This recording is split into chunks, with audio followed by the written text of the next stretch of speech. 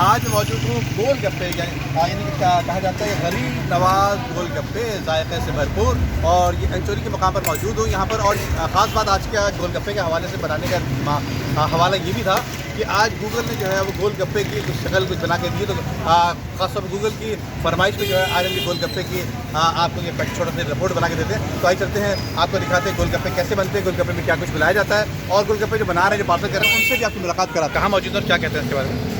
ये हम अंचोली सोसाइटी में मौजूद हैं और माशाल्लाह 1 महीना वो इनको हुआ है लगाए हुए, और बहुत अच्छा इनका टेस्ट है माशाल्लाह। आवाम का रश होता है यहाँ पे, शाम में अगर आप आते हैं तो बहुत सारे लोग यहाँ पर मौजूद होते हैं गोलगप्पा खाने। क्या कहेंगे?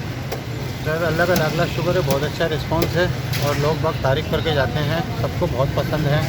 तो माशाल्लाह से वक्त से पहले ख़त्म हो जाता है माल। ये है कि हमारा 3 साल हो गए मुझे इस काम को करते हुए, और अल्लाह का लाख लाख शुक्र है, बहुत अच्छा रिस्पांस मिल रहा है मुझे यहाँ पर। उम्दा में पकाएं और जी भर के खाएं।